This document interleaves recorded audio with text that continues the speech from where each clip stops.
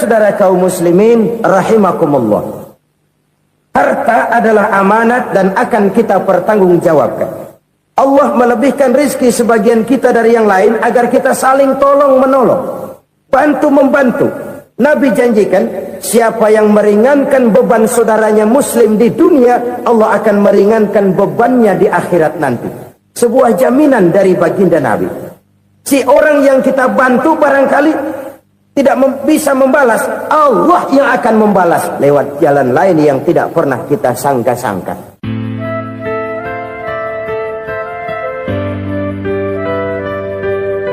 Selalu berusaha menyimpan sesuatu yang bisa membawa manfaat, baik untuk dirinya, untuk anak cucunya, maupun untuk keluarganya, untuk masa kini dan masa depannya. Kadang simpanan itu berbentuk uang, kadang berupa tanah, lain saat berbentuk pabrik, dan lain sebagainya. Sementara masa depan yang paling pasti adalah akhirat. Jika untuk masa depan dunia kita rela memeras keringat, membanting tulang, pergi pagi dan pulang petang, menyimpan uang, menyimpan tanah, menyimpan pabrik, pernahkah kita merenung jika satu saat kiamat datang, kita dibangkitkan dari kubur masing-masing, berdiri di padang mahsyar untuk mempertanggungjawabkan seluruh kegiatan hidup kita di dunia ini, lalu kita akan menuju ke alam akhirat. Sudahkah kita mempunyai simpanan untuk akhirat kita? Pada pertemuan kali ini saya ingin menyampaikan sebuah hadis di mana Rasulullah sallallahu alaihi wasallam bersabda, arba'un min kanzil jannah. Simpanan sorga ada 4 macam.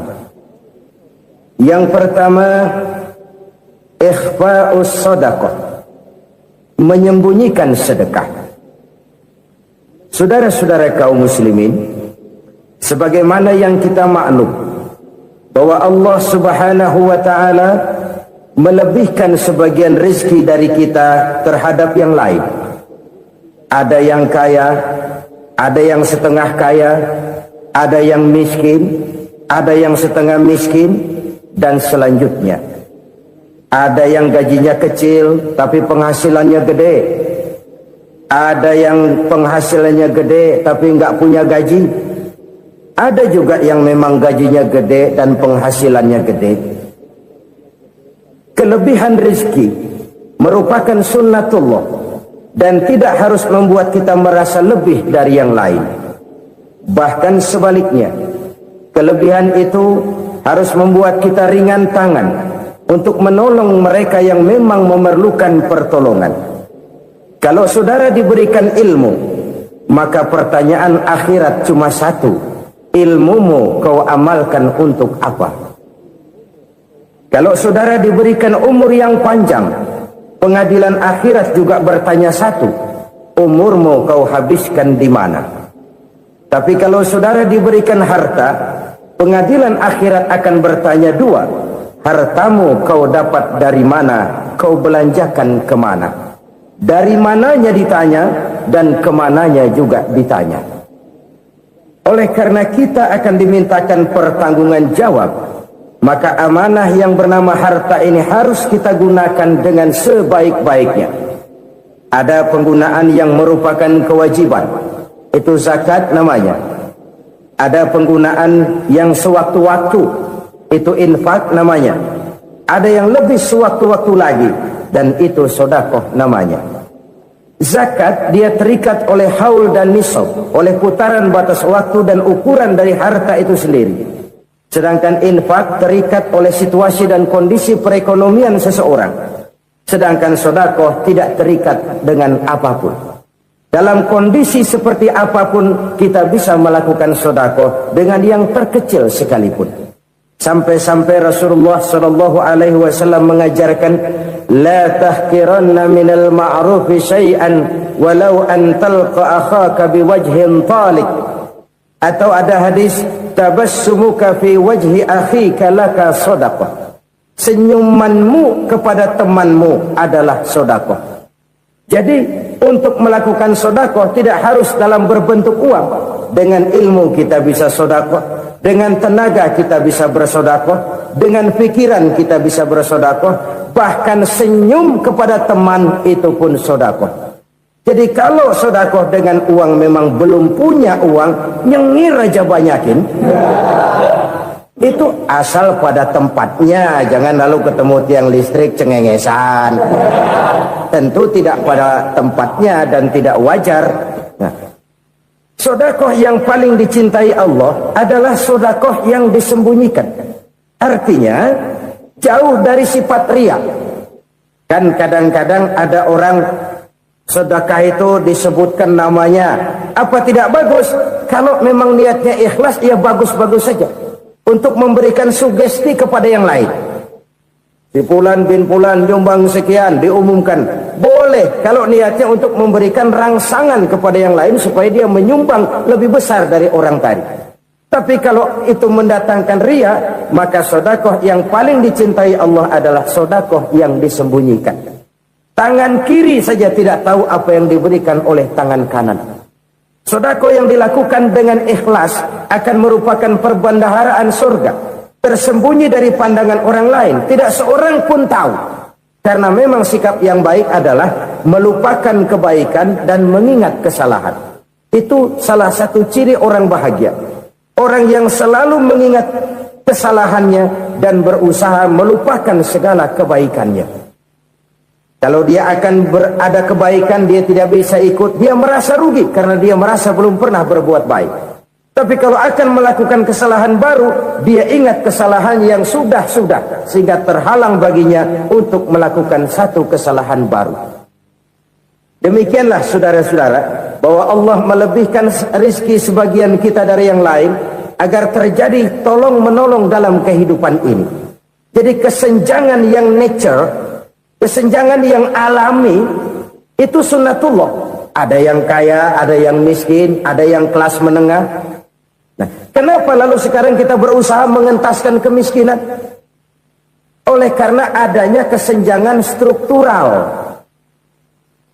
Kalau yang kaya bisa semakin kaya, kenapa yang miskin tidak bisa naik jadi ikut sedikit kaya?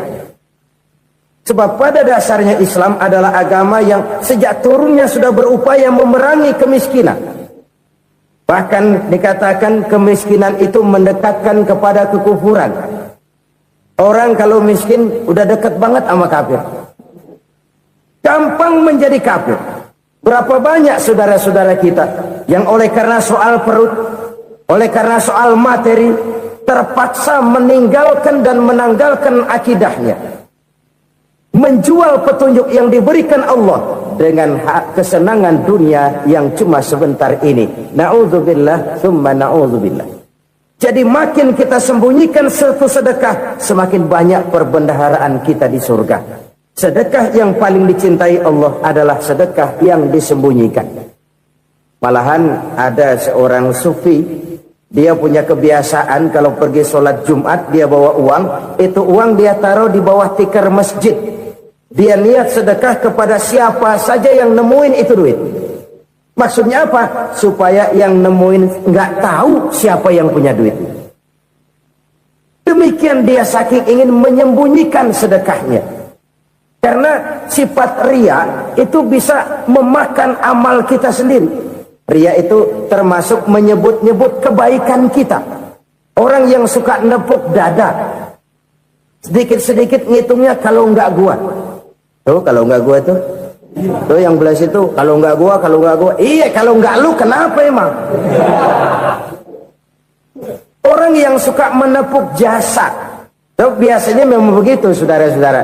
Kalau perang lagi berkecamuk, orang nggak sempat ngaku jadi pahlawan. Tapi begitu perang selesai, yang kagak kenal bedil ngaku pahlawan, mas. Itu sesuatu yang biasa. Oleh karenanya, orang-orang yang ikhlas dalam bersedekah, disembunyikannya sedekah itu, Allah cinta betul. Malahan ada hadis memberikan jaminan, inna sedaqatal mar'il muslimi tazidu fil umri wa tadfa'u mitatas su'i. Sesungguhnya sedekahnya seorang mukmin tazidu fil umri, bisa menambah umur panjang, wa tadfa'u mitata su'i, dan menyelamatkan manusia dari mati secara su'ul khatimah. Jadi siapa yang kepengen panjang umur, banyaklah sedekah. Yang bosan hidup, pelit terus. Sedekah menambah panjang umur dan menyelamatkan manusia dari mati secara su'ul khatimah. Pak, katanya umur itu nggak bisa ditambah, nggak bisa dikurangin. Kapan? Kalau ajal sudah datang. Fa idza jaa ajaluhum la yastakhiruna sa'atan wa la yastaqdimun. Kalau ajal datang tidak bisa dimajukan, tidak bisa dimundurkan. Itu kalau ajal sudah datang. Tidak bisa lagi umur ditambah dikurangi, sudah datang. Tapi kalau belum datang, itu kan haknya Allah. Mau ditambah, mau dikurangi, hak prerogatif Allah. Sebagai pencipta manusia, Allah maha kuasa dan maha mampu. Sedekah ini menambah panjang umur dan menyelamatkan manusia dari mati secara su'ul khatimah. Itu orang mati kan sama ya, kondisinya mati, nggak nafas. Tapi hakikat mati kan lain-lain. Ada yang mati itu husnul khatimah, baik akhirnya. Misalnya lagi ngaji mati, lagi sholat mati, lagi sedekah mati. Ini yang dinamakan dengan husnul khatimah, baik di akhirnya. Sebaliknya ada yang su'ul khatimah, jelek di akhirnya. Ini yang jadi catatan akhir. Lagi nyekek botol, mampus. Lagi banting kartu, modar. Su'ul khatimah, jelek pada akhirnya. Sedekah menyelamatkan manusia dari mati secara su'ul khatimah. Dan kita semua kepengen mendapat husnul khatimah, jauh dari su'ul khatimah. Oleh sebab itu yang bisa menyelamatkan kita dari penyakit itu antara lain adalah sedekah yang disembunyikan, yang dikerjakan dengan ikhlas karena Allah, tidak karena kepengen dipuji orang, tidak karena ingin dikatakan orang pemurah. Sebab orang dermawan itu orang yang memberi tanpa harus diminta. Kalau masih harus diminta, ya belum dermawan namanya, masih harus diminta. Kalau nggak diminta ya tulus, lolos, polos.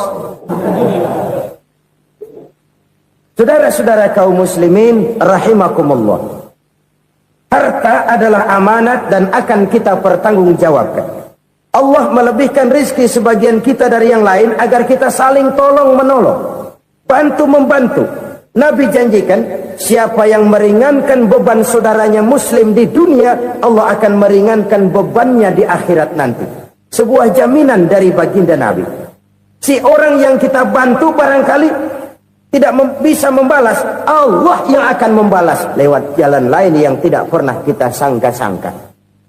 Ada orang tanya, Pak, ini ada orang nyumbang masjid sambil marah-marah, bagaimana? Saya bilang sumbangannya aja ambil, marahnya jangan. Marahnya jangan diambil, itu urusan dia.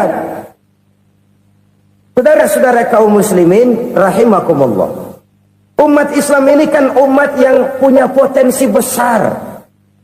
Kadang kita merenung, kenapa kadang-kadang pembangunan masjid kok lambat sekali? Kalau hotel hari ini peletakan pertama, bulan depan peresmian. Supermarket hari ini peletakan batu pertama, minggu depan peresmian. Tapi kalau sudah yang namanya masjid, kadang-kadang peletakan batu pertama sekaligus jadi batu terakhir. 3 tahun, 4 tahun, campur nebar jalak di jalanan, duit dijaring kayak ikan sepat. Apa tidak ada orang Islam yang kaya? Banyak. Apa tidak ada pengusaha muslim yang jadi konglomerat? Ada. Lalu yang belum banyak itu yang komit terhadap nilai-nilai agamanya. Akhirnya kita jatuh jadi umat yang lemah.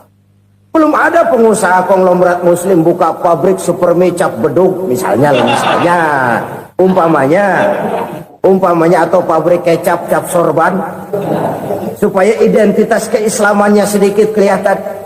Kita jatuh jadi umat yang lemah karena potensi tidak terinventarisir dengan baik. Kita ini ibarat kompor yang cuma matengin nasi orang lain. potensi kita dimanfaatkan oleh orang lain. Ukhuwah Islamiyah kita baru terbatas kepada silaturahmi.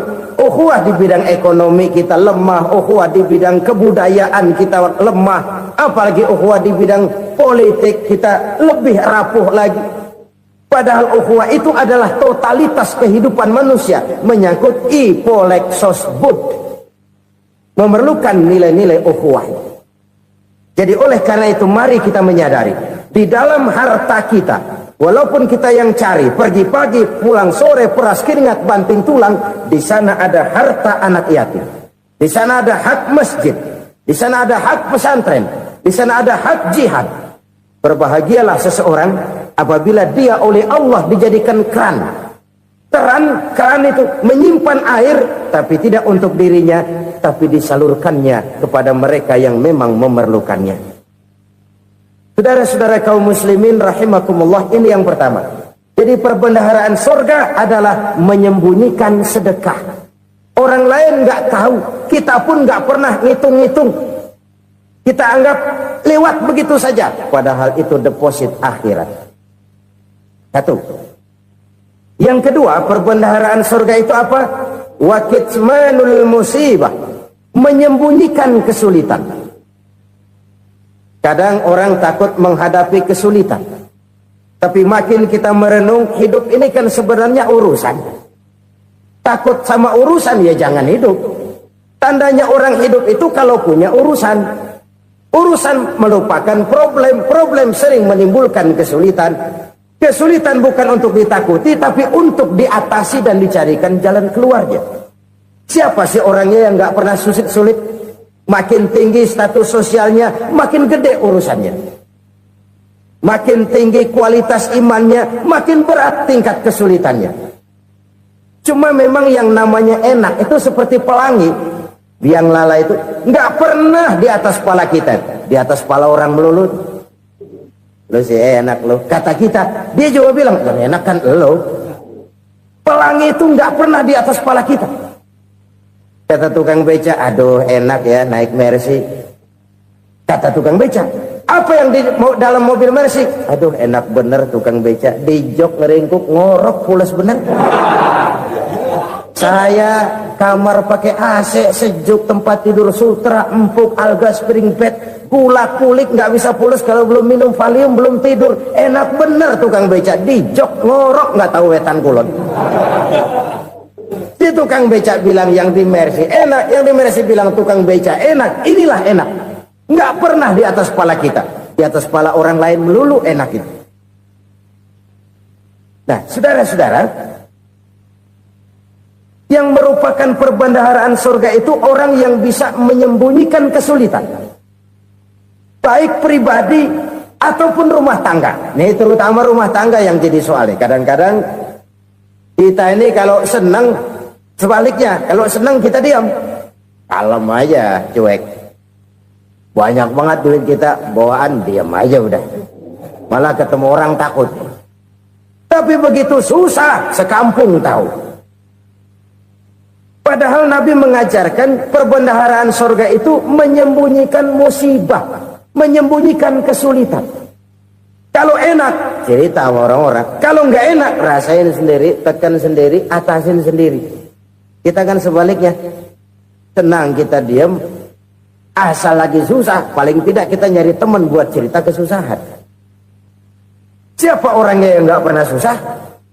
Cuma soalnya bagaimana kita mengatasi kesusahan itu sendiri.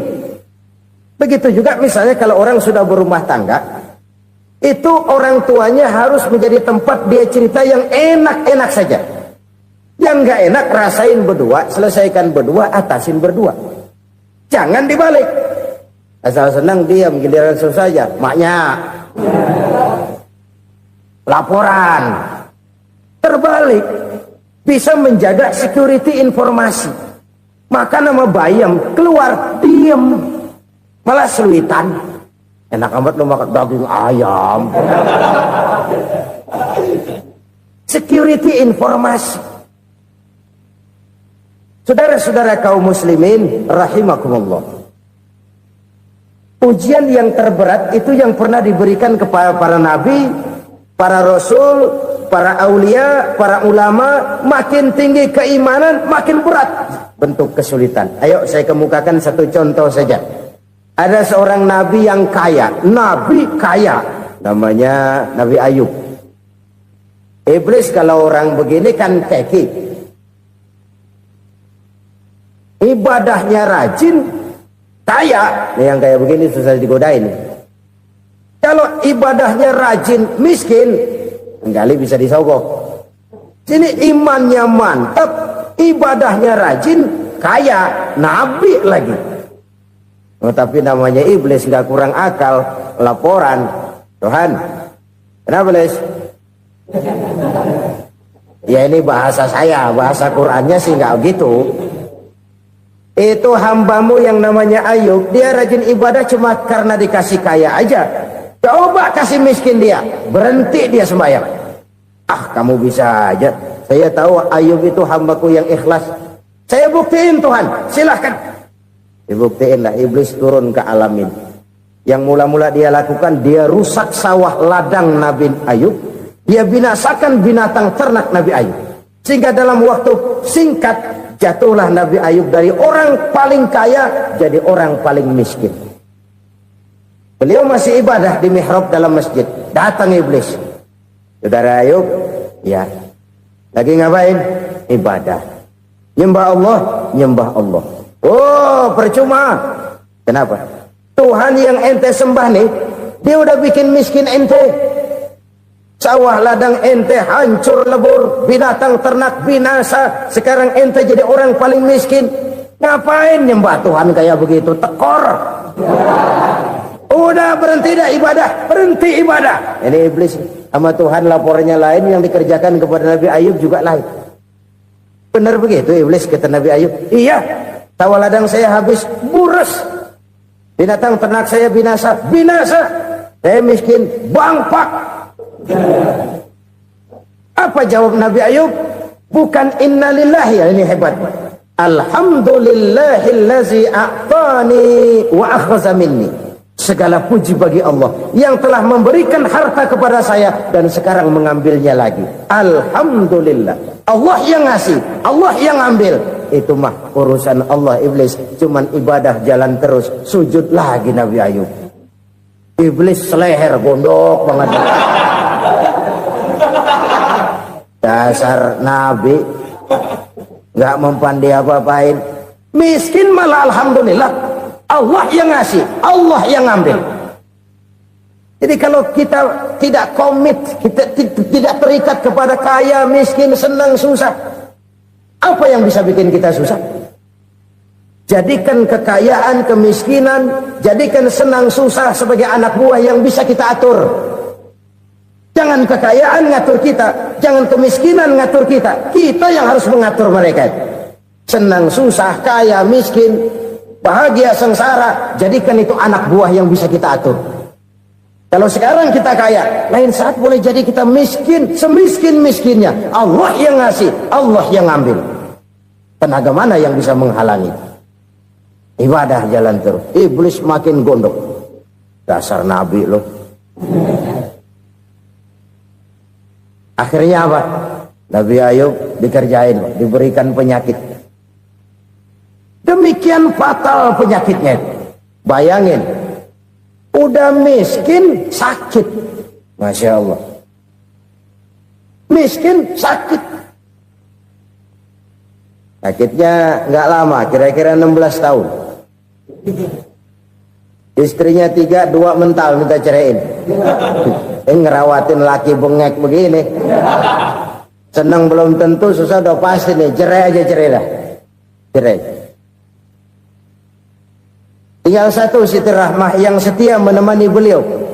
Sesetia-setianya hati perempuan. Satu saat Siti Rahmah bilang, "Bang, iya, abang kan Nabi bang. Lalu, namanya Nabi kan doanya jarang meleset bang. Maksud kamu minta kenapa sih sama Tuhan biar abang sembuh baik dah bang?" Siti Rahmah, iya. Saya sakit berapa tahun sih dah? 16 tahun bang. Sebelum ini saya sehat berapa tahun? Ya kira-kira 60 tahun bang. Nah coba ente banding-bandingin Rahmah. Saya dikasih sehat 60 tahun. dikasih sakit 16 tahun, sudah nggak sabar mau doa kepada Allah minta sembuh. Saya malu kepada Allah.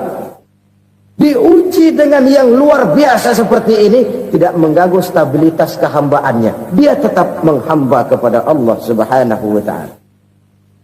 Saudara-saudara kaum muslimin rahimakumullah, kunci menghadapi kesulitan itu apa? Allah jelaskan dalam satu ayat, wa basyiris sabirin alladzina iza asabathum musibah qalu inna lillahi wa inna ilaihi raji'un. Gembirakan orang-orang yang sabar. Siapa mereka itu? Yang apabila mendapat musibah mereka kembali kepada keyakinan dasar, segalanya dari Allah dan segalanya akan kembali kepada Allah. Ini konsepsi dasar dari sikap muslim dalam menghadapi berbagai kesulitan. Segalanya dari Allah, segalanya akan kembali kepada Allah. Kalau ini sudah kondisi dasarnya, maka kita akan lapang menghadapi kenyataan bagaimanapun pahitnya. Apakah itu namanya miskin, apakah itu namanya sakit, bahkan maut sekalipun. Segalanya dari Allah, segalanya akan kembali kepada Allah. Ini sikap hidup, bukan sekedar ucapan. Kita kadang-kadang menjadikannya sebagai ucapan. Mulutnya sih nggak berhenti, innalillahi wa inna ilaihi raji'un, tapi nangisnya terus gerung-gerungan. Bukan itu, ini kesadaran moral. Kalau segalanya dari Allah, segalanya kembali kepada Allah, kan sebenarnya cuma nunggu giliran. Hari ini saya nyembayangin dia, entah hari apa saya disembayangin orang. Hari ini saya antar dia ke kubur, entah hari apa orang nganterin saya ke kubur. Hari ini saya tahlilkan dia, entah nanti kapan orang tahlilkan saya. Segalanya dari Allah, segalanya akan kembali juga kepada Allah. Oleh sebab itu saudara-saudara, kesulitan bukan untuk ditakuti. Kesulitan justru untuk diatasi, dicarikan jalan keluarnya. Dan tidak ada orang yang tidak pernah mendapat kesulitan. Tidak ada. Semakin tinggi status sosial, semakin tinggi kualitas keimanan, semakin besar juga tingkat kesulitan. Hanya saja bagaimana cara kita mengatasinya. Dan Al-Quran menyatakan, inna ma'al usri yusra. Di balik kesulitan itu pasti ada kemudahan. Roda itu berputar. Karena itu Rasulullah sallallahu alaihi wasallam mengingatkan kepada kita, ta'arraf ilallahi firraha ya'rifka fisyiddah. Ingatlah kepada Allah di waktu kamu senang, supaya Allah ingat kepada kamu di waktu kamu susah. Kalau waktu senang kita ingat kepada Allah, kita susah, Allah tidak akan meninggalkan kita. Tapi kalau waktu senang kita jauh dari Allah, sujud tidak sempat, dengan masjid jauh, ketika senang kita lupakan Allah. Nanti begitu kita susah, Allah lupakan kita. Dan itu menyakitkan. Oleh karena itu orang-orang tua kita dulu bilang, kalau lagi sehat ingat-ingat lu bakal sakit nanti. Kalau lagi kaya ingat-ingat satu saat kita bakal jatuh miskin. Bahkan kalau lagi muda ingat-ingat kita bakal tua. Dan yang terpenting, kalau lagi hidup ingat-ingat kita bakal mati. Saudara-saudara kaum muslimin rahimakumullah. Jadi yang kedua yang merupakan perbendaharaan surga, menyembunyikan musibah. Saudara-saudara kaum muslimin rahimakumullah. Hal ketiga yang merupakan perbendaharaan surga adalah wasilaturrahmi. Orang yang suka bersilaturahmi. Sebagaimana yang kita maklum bahwa manusia adalah makhluk yang disebut zon politika. Makhluk sosial yang tidak mungkin hidup sendiri-sendiri. Betapa dan siapapun kita memerlukan orang lain. Bodoh betul manusia kalau tinggal di tengah masyarakat tapi tidak mau bermasyarakat. Merasa hebat sendiri, pintar sendiri, gagah sendiri, kaya sendiri. Mungkin kalau mati juga ngubur sendiri. Jangankan kita di sini, di sorga saja Nabi Adam waktu sendirian bengong melulu, mondar mandir. Allah tegur dam sepi dam. Ya ini kalau bahasa saya. Iya Tuhan sepi nih, nggak ada coret-coretan pisan ini. Diciptakan Siti Hawa baru anteng Nabi Adam. Itu di sorga. Cobalah. Umpamanya saudara tinggal di Jakarta nih. Kayak bener. Apaan aja di Jakarta punya saudara dah. Jembatan Semanggi ambil. Monas, Buntel bawa pulang. Hotel-hotel ambil semua. Cuman tinggal di Jakarta sendirian. Apa enaknya? Betapa dan siapapun kita perlu orang lain. Tidak ada seorang pun yang bisa memenuhi kebutuhan hidupnya secara sendiri-sendiri. Nah, Islam telah menyelamatkan manusia dari ras diskriminasi. Mengikat manusia dengan persaudaraan yang berlandaskan kepada akidah. Karena itu dianjurkan bersilaturahmi. Bahkan Nabi menyatakan, Man arada ayyubsata lahu fi rizkihi wa yunsa'a fi atharihi falyasil rahimah. Siapa yang kepengen diluaskan rezekinya dan dipanjangkan usianya, banyaklah ia bersilaturahmi. Siapa yang kepengen dimudahkan rezekinya, hendaknya ia banyak bersilaturahmi. Kalau banyak teman, kesulitan kan paling tidak ada tempat cerita. Udah susah, sendirian kita pikirin diri, nggak ada tempat tukar pikiran. Cepet banget sama bengek. Dilawan sendiri. Nah, secara makro kita bisa berkata, tidak mungkin ada kemenangan kalau tidak ada kekuatan. Tidak ada kekuatan kalau tidak ada kesatuan dan persatuan. Tidak mungkin ada kesatuan dan persatuan tanpa semangat silaturahmi. Kalau umat Islam mau menang, dia harus kuat. Kalau umat Islam mau kuat, dia harus bersatu. Kalau umat Islam mau bersatu, dia harus membudayakan silaturahmi ini. Bahkan sampai-sampai kata Nabi, kalau bisa cari nilai tambah. Apa? Silman qata'ak. Bersilaturahmilah kau kepada orang yang marah denganmu. Masya Allah, indahnya ajaran agama kita. Orang yang marah pun kepada kita, kata Nabi, kalau bisa bersilaturahmilah kepadanya, kepada orang yang marah itu. Di situ nilai tambah. Cuman jujur nih hadis, ngucapinnya gampang, ngamalinnya yang berat banget. Orang marah sama kita, kita disuruh silaturahmi. Ada apa malu? Lu marah, ada gua marahan lagi. Tunggu pikirin. Saudara-saudara kaum muslimin rahimakumullah. Tapi ini yang diajarkan, bahkan ini yang dicontohkan oleh baginda Rasul. Bagaimana begitu mudah, misalnya satu saat Abu Jahal ini ngatur strategi bagaimana bikin Muhammad celaka. Dia gali lubang di depan tempat tidurnya. Dia tutupin daun korma. Terus dia panggil seseorang, ke sini. Kasih tahu Muhammad, pamannya sakit keras, minta ditengokin. Berangkat orang ini ke sana. Muhammad, labbaik. Pamanmu sakit keras, dia minta ditengokin. Baik, saya akan datang menjenguk beliau. Berangkatlah Nabi ke rumah Abu Jahal tanpa prasangka apapun. Abu Jahal udah pasang stil, selimut 3 rangkap setengah dia pakai, persis kayak orang meriang. Tapi sembari ngintip dari balik selimut, begitu Muhammad buka pintu, nah masuk perangkap nih. Muhammad jalan menuju tempat pembaringan. Makin lama makin dekat, makin lama makin dekat, makin dekat ke lubang yang dipasang oleh Abu Jahal itu. Dalam hati Abu Jahal, terus dah jatuh, mampus dah lo ini. Mampus lo hari ini nih. Apa yang terjadi? Malaikat Jibril datang. Muhammad, pamanmu cuma pura-pura sakit. Di depan tempat tidurnya ada lubang perangkap supaya kamu jatuh ke situ. Sudah, kamu pulang. Balik kanan Nabi. Sudah hampir jatuh ke lubang, balik kanan, pulang. Bayangin kecewanya Abu Jahal. Muhammad dikit lagi, Muhammad dikit lagi. Enggak, paman, saya pulang aja. Emosi bangun dari tempat tidur, enggak sadar kalau lagi pura-pura sakit. Lompat ngejar Nabi, dia lupa dengan lubang yang dia gali. Usrak, nyemplung sendiri ke dalam lubang.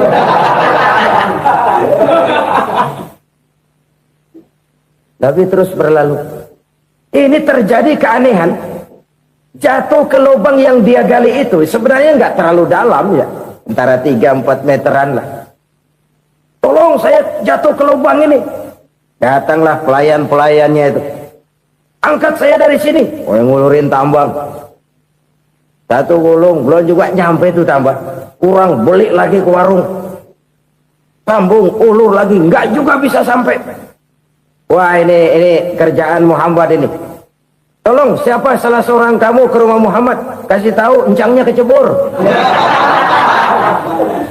Minta ditolongin. Sampaikan kepada Rasul. Kenapa? Pamanmu jatuh ke lubang, Muhammad minta tolong diangkatin. Tambang udah nyambung-nyambung nggak nyampe juga. Ya nanti saya datang saya tolong. Coba. Nyata-nyata orang berniat jahat mau mencelakakan dia. Datang dia menolong. Ini yang disebut air tuba dibalas air susu ya ini. Bukan sebaliknya. Air tuba dibalas air susu. Paman, kecebur ya? Iya Muhammad, tolonglah. Pegang tangan saya. Nabi ulurkan tangannya, nyampe. Dipegang oleh Abu Jahal, diangkat ke atas. Sampai atas, apa kata Abu Jahal? Sihirmu memang hebat Muhammad. Udah ditolongin dikata sihir. Yang enak kita kemplang kan itu orang begitu. Urusan apa? Tapi inilah akhlak. Kalau bisa kamu bersilaturahmilah dengan orang yang marah kepadamu sekalipun. Orang marah kita tetap baik. So, kalau kita berbuat baik sama orang yang memang baik, rasanya sih biasa-biasa aja. Orang baik kita baik lagi, ya draw aja, belum ada nilai tambah di situ. Baru ada nilai tambah kalau kita bisa berbuat baik kepada orang yang nyakitin kita. Itu namanya kita setingkat di atas dia. Dia sakitin kita, kita berbuat baik sama dia. Dia pelit sama kita, kita baik sama dia. Dia marahin kita, kita deketin dia. Di situ kita punya nilai tambah. Jadi siapa yang ingin diluaskan rezekinya kata Nabi dan dipanjangkan umurnya, hendaklah ia banyak-banyak bersilaturahmi. Sederhana sebenarnya silaturahmi, tapi silaturahmi membangkitkan semangat kesatuan dan persatuan. Kesatuan dan persatuan melahirkan kekuatan. Dalam matematika 1 ditambah 1 pasti 2. Tapi di tengah masyarakat 1 orang takut ditambah 1 orang takut, hasilnya jadi 2 orang setengah berani. Kenapa setengah berani? Karena udah berdua. Tadi pan takut sendirian, kalau dia kumpul turu-turu takutlah jadi berani. Kita yang lemah, kita yang tidak berdaya, kita yang miskin, kalau mau kompak bersatu, apa yang nggak bisa kita kerjain? Apalagi tinggal di kota besar, pilihan cuma 2. Bertahan atau minggir. Bertahan atau minggir. Untuk bisa bertahan harus mampu bersaing. Untuk mampu bersaing harus punya keahlian. Keahlian harus ditunjang dengan pendidikan, ditambah oleh kekompakan sebagai umat. Udah miskin mencar mulu, orang injek kita. Orang nggak pandang urusan apa malu. Oleh karena itu silaturahmi pada hakikatnya merupakan roh dari ukhuwah yang diajarkan oleh agama kita. Bagaimana Islam menyelamatkan masyarakat manusia dari ras diskriminasi, mengikat manusia, dan tidak ada persaudaraan yang lebih indah selain persaudaraan yang diikat dengan nilai-nilai akidah. Sepanjang orang di jalan Allah, itulah saudara kita. Keluar dia dari jalan Allah, selesailah persaudaraan sampai di situ. Karena itu, kalau ingin menyimpan sesuatu di surga, banyaklah bersilaturahmi. Datang ke rumah ini, datang ke rumah itu, dan lain sebagainya. Itu simpanan kita di akhirat nanti. Ini yang ketiga. Saudara-saudara, yang keempat, perbendaharaan surga itu apa? Wa qawlu la hawla wa la quwwata illa billah. Ucapan la hawla wa la quwwata illa billah. Ibadah kan ada yang berat, modalnya besar. Bangun masjid berat, modalnya besar. Bangun rumah sakit berat, modalnya besar. Ada ibadah yang berat tapi modalnya ringan. Misalnya puasa. Puasa itu berat, mengendalikan nafsu. Kalau sekedar nggak makan nggak minum sih enteng, mengendalikan nafsu. Itu jihad terbesar, tapi kan modalnya ringan, cuma niat saja. Ini ibadah berat, modalnya ringan. Ada ibadah yang ringan, modalnya juga enteng. Seperti termasuk ucapan la haula wa la quwwata illa billah. tanpa sadar. La haula wala quwata illa billah. Nyelengin tuh di surga. Nyelengin, kita nggak terasa. Nyelengin simpenan akhirat. La haula wala quwata illa billah. Nyimpan lagi. Kaget. La haula wala quwata illa billah. Nyimpan lagi. Banyak simpenan. Walaupun sebenarnya yang dimaksud di sini adalah kesadaran batin. Bahwa tidak ada daya dan kekuatan kecuali Allah. Itu intinya. Kita memulai pekerjaan disunahkan baca bismillah, kan begitu? Apa itu? Kesadaran moral bahwa ini saya bisa kerjakan. Saya kerjakan ini dengan menyebut nama Allah. Kenapa? Kalau Allah tidak memberikan daya dan kekuatan, mana mampu saya kerjakan ini. Maka saya kerjakan ini dengan menyebut nama Allah. Bismillah. Kesadaran moral. Manusia hanya wajib berusaha, tapi nggak pernah wajib berhasil. Banyak hal-hal yang kalau kita renungkan secara rasio nggak mungkin, tapi jadi kenyataan. La haula wala quwata illa billah. Tidak ada daya dan kekuatan kecuali bagi Allah semata-mata. Kesadaran moral akan kelemahan dan keterbatasan makhluk bernama manusia. Kadang kita kagum dengan otak, tapi kita sering lupa sama yang bikin otak. Padahal bagaimanapun hebatnya otak, yang bikin otak pasti lebih hebat dari otak.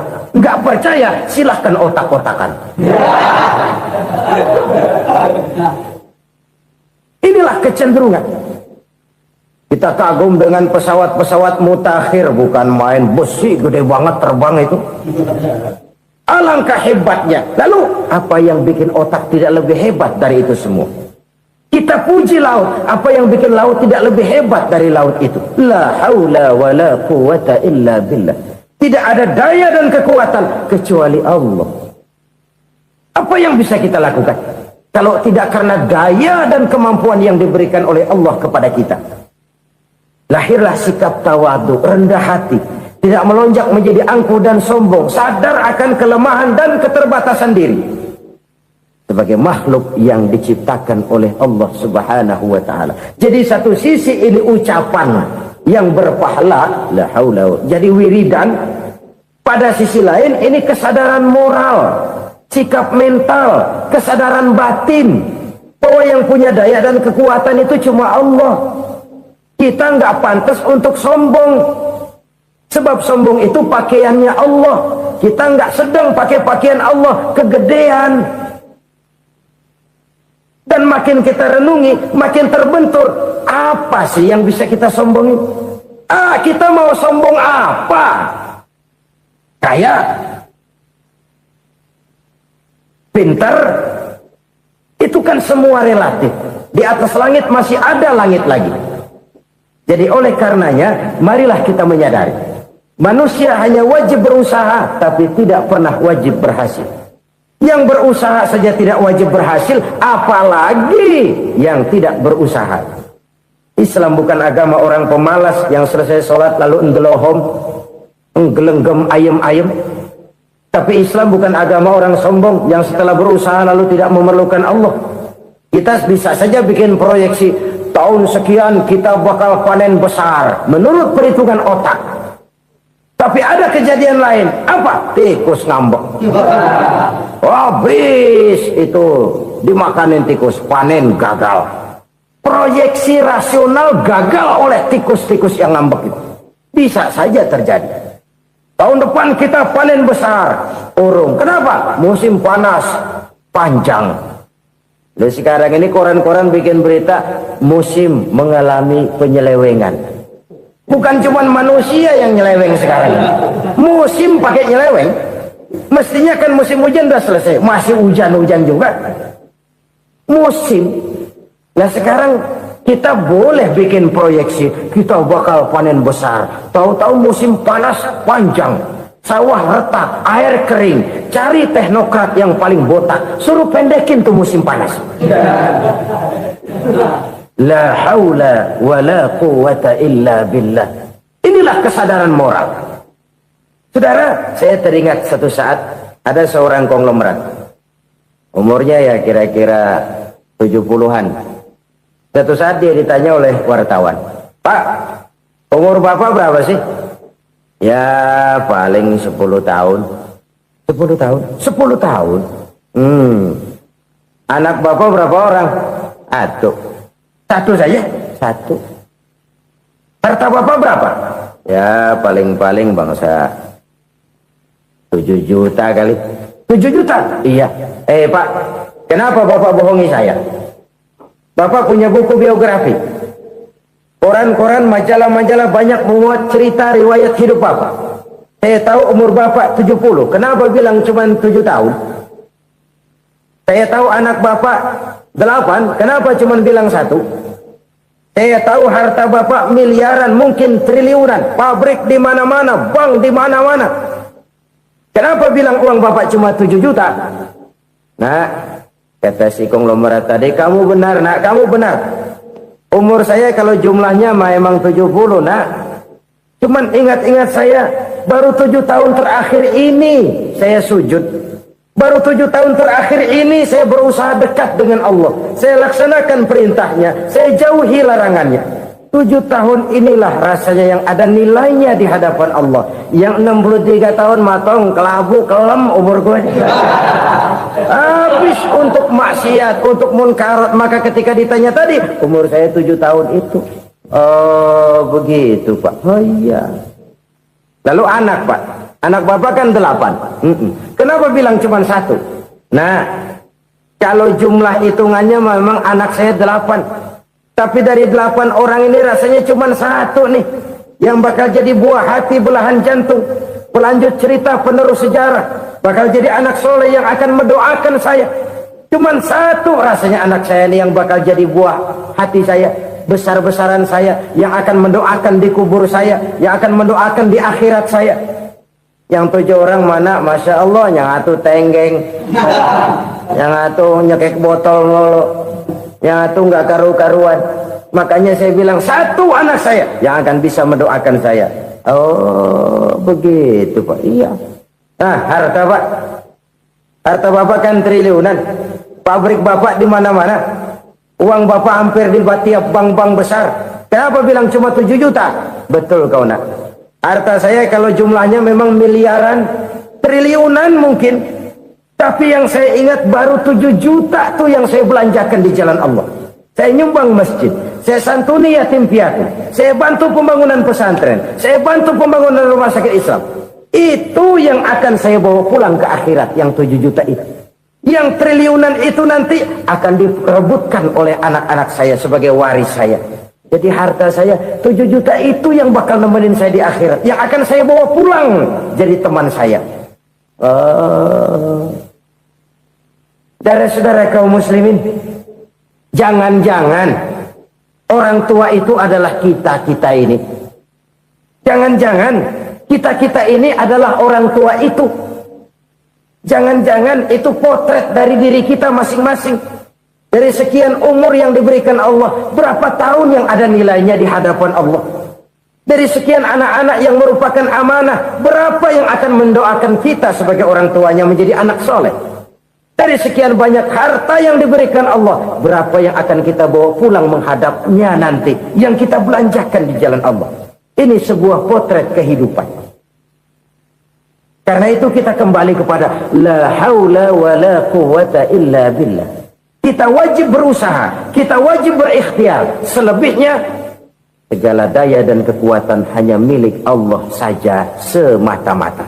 Satu kesadaran batin dari setiap pribadi muslim.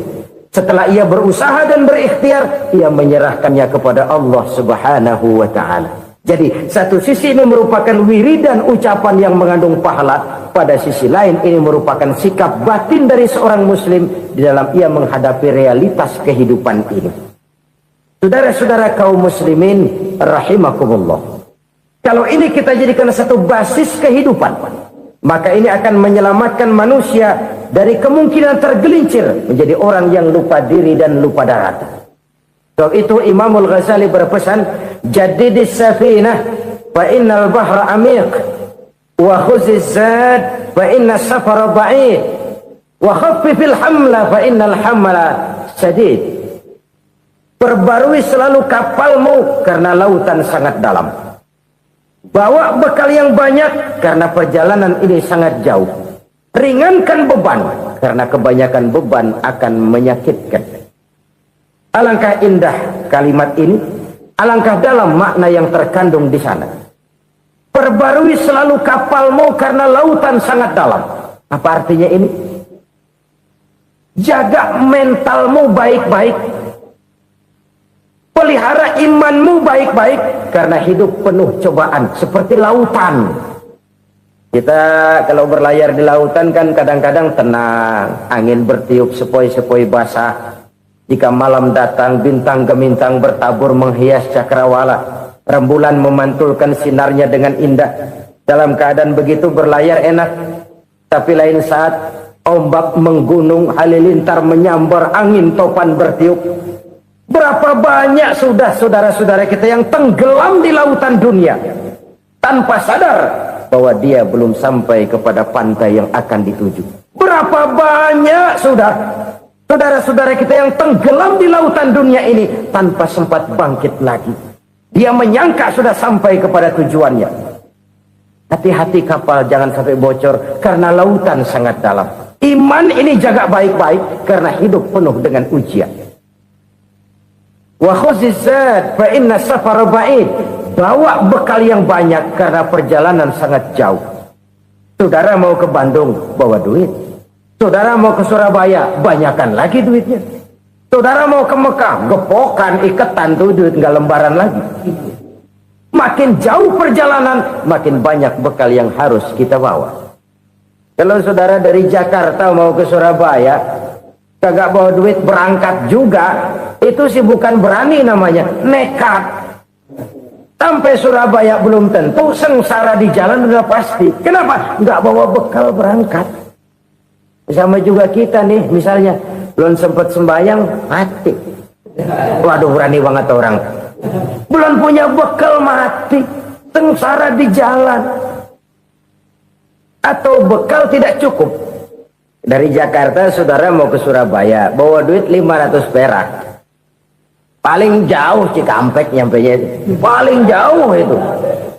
Antara jauhnya perjalanan dengan bekal yang saudara bawa tidak seimbang. Hidup ini perjalanan panjang, a walking tour. Dimulai dari alam arwah, sebelum jasad diciptakan, roh diciptakan lebih dulu. Dari situ pindah ke alam rahim, dari alam rahim pindah ke alam dunia, dari alam dunia pindah ke alam barzah, baru menuju akhirat. Satu perjalanan panjang. Kalau bekal tidak bawa, sengsara di jalan. Bawa bekal yang banyak karena perjalanan ini sangat jauh. Wa khaffifil hamla, ringankan beban karena beban itu cuma akan menyulitkan.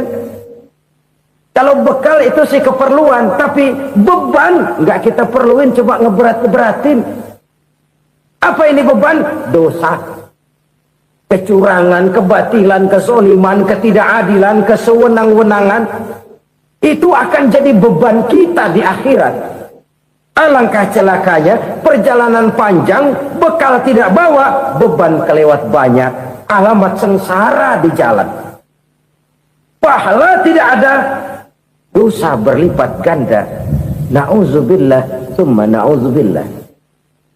Kalau kita rangkum nasihat Al-Ghazali dengan kisah si konglomerat tadi, kita akan mengambil kesimpulan. Pertama, bekal terbaik dalam menghadapi gejolak kehidupan ini tidak lain adalah iman. Yang kedua, pahala dan dosa. Dua hal kontroversial. Pahala adalah bekal, dosa adalah beban.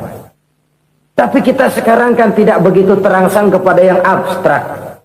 Orang berlomba mencari yang konkret-konkret saja, yang real. Kalau memang dosa, benjol dong, kira-kira begitu. Kira-kira begitu. Persis orang Yahudi dulu.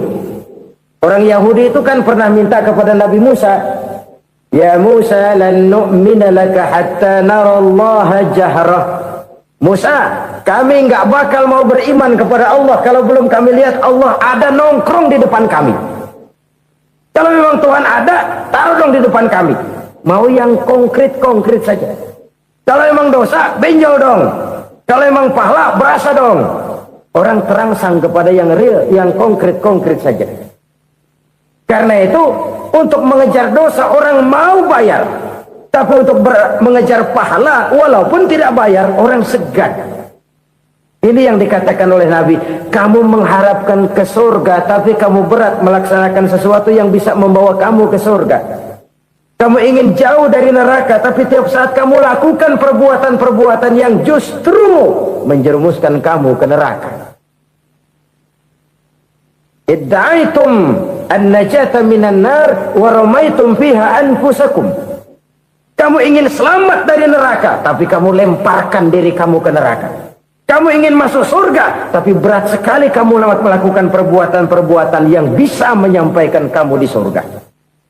Saudara-saudara kaum muslimin rahimakumullah. Jadi hal keempat yang merupakan perbendaharaan surga adalah la haula wa la quwwata illa billah. Satu sisi ini merupakan ucapan yang memperberat timbangan akhirat. Pada sisi lain ini merupakan sikap hidup seorang muslim. Kesadaran batin yang sangat dalam bahwa tidak ada daya dan kekuatan kecuali Allah. Dan itu kita simbolkan pada saat memulai pekerjaan dengan Bismillah, dengan menyebut nama Allah. Satu kesadaran moral, saya hanya bisa melakukan ini karena diberikan daya dan kekuatan oleh Allah. Lahirlah sikap tawadu, rendah hati, tidak melonjak menjadi angkuh dan sombong. Saudara-saudara, sampai sini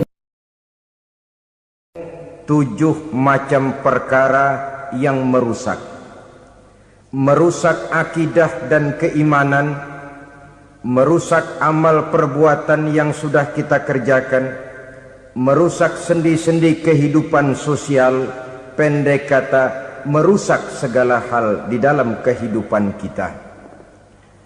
Jauhilah olehmu 7 macam perkara yang merusak. Yang pertama, asyirku billah, menyekutukan Allah subhanahu wa ta'ala. Agama dimulai dari keyakinan, maka kehancuran agama selalu dimulai dari kehancuran keyakinan, iman atau akidah yang dimiliki oleh seseorang. Dan untuk menghancurkan nilai-nilai iman yang kita miliki ini, orang rasanya tidak akan menghantam kita dengan peluru kendali. Orang tidak akan mengirimkan nuklir ke sini. Orang tidak juga akan mengirimkan satuan militernya ke sini. Untuk menghancurkan nilai-nilai iman, dibanjiri kita dengan paham-paham yang merusak dan mendangkalkan akidah.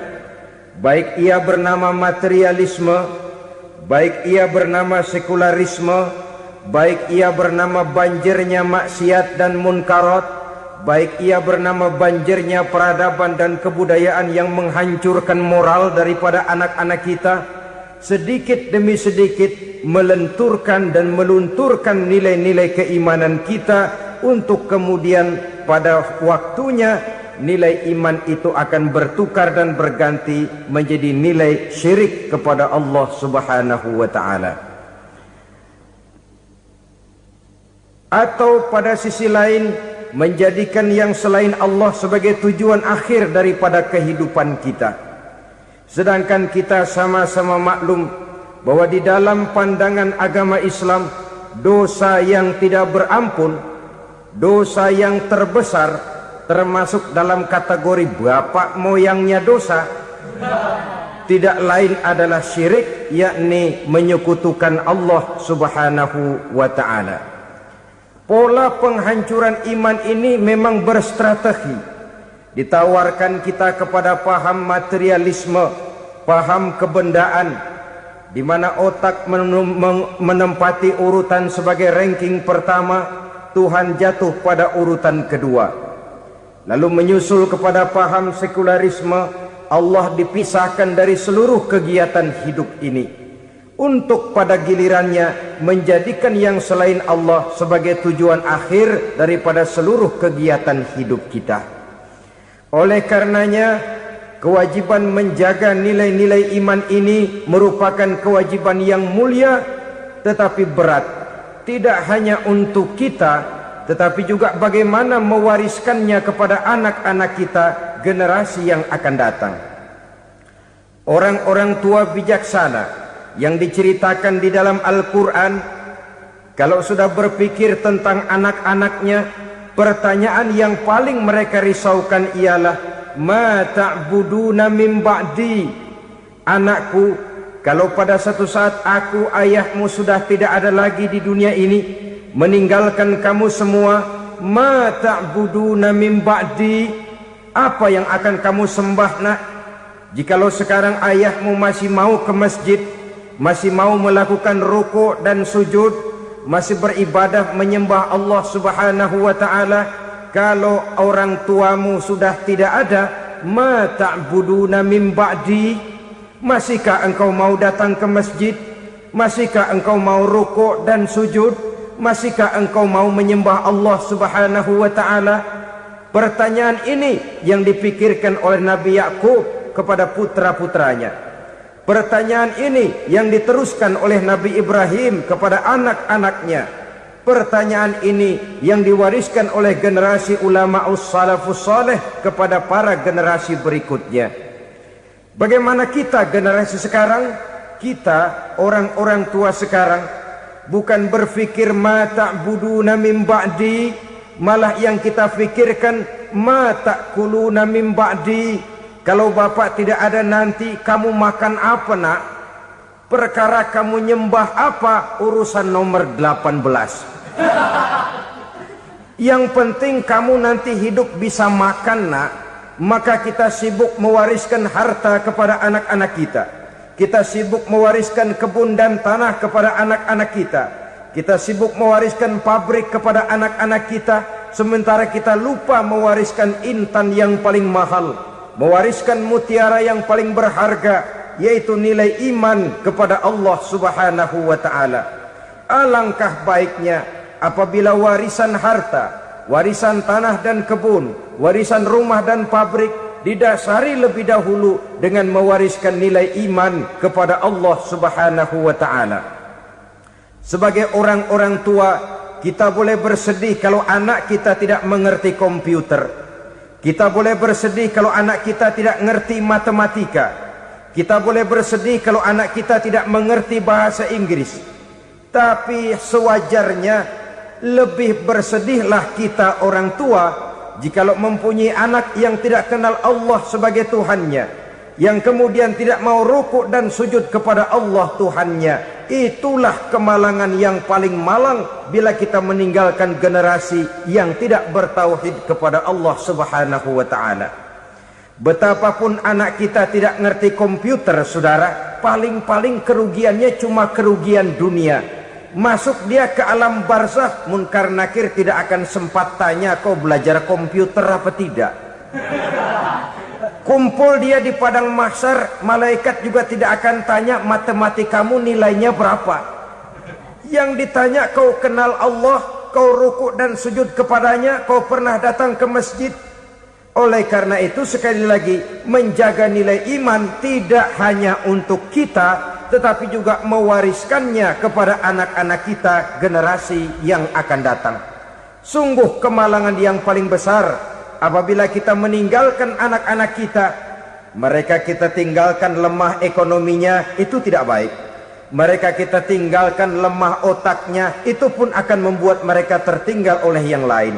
Tapi yang paling celaka, jikalau kita tinggalkan mereka dalam kondisi lemah imannya, rapuh akidahnya, tidak baik dan tidak betul keyakinan hidupnya.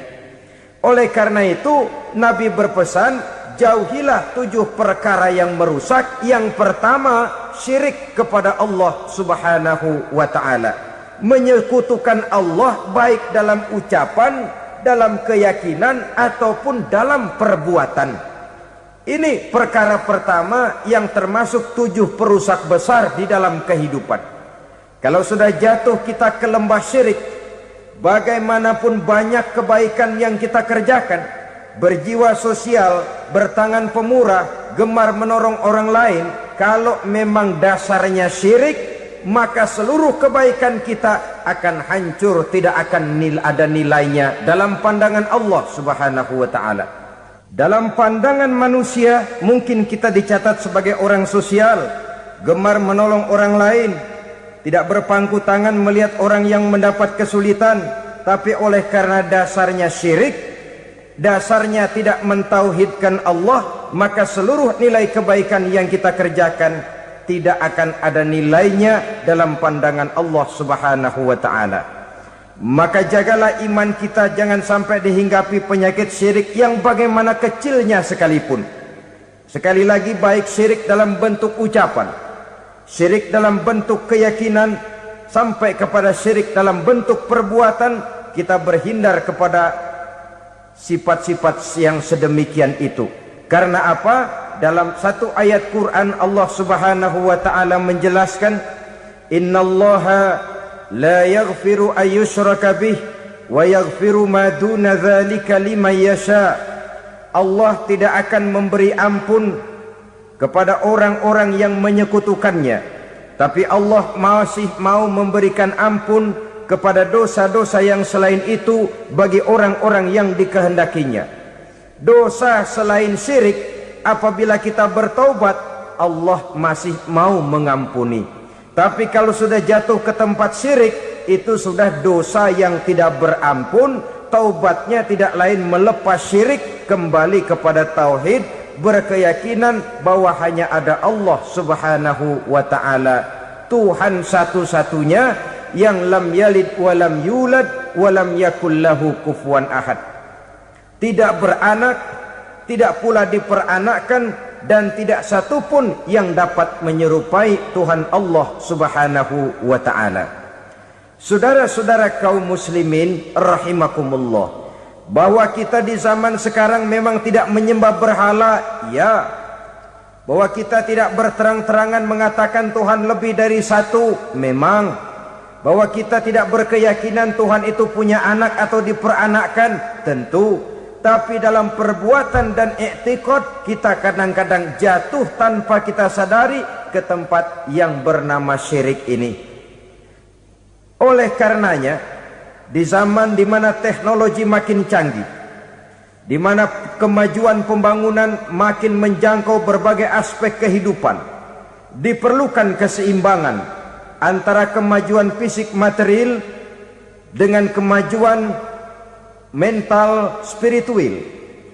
Apabila tidak ada keseimbangan, yang terwujud tentulah kepincangan, yang diawali dengan pincangnya cara kita berpikir, sehingga pada akhirnya akan mengarah kepada pincangnya cara kita berbuat dan bertindak di dalam kehidupan kita. Oleh karena itu, Nabi berpesan, jauhilah sifat syirik, karena syirik merupakan dosa yang teramat besar. Ini sifat merusak yang pertama.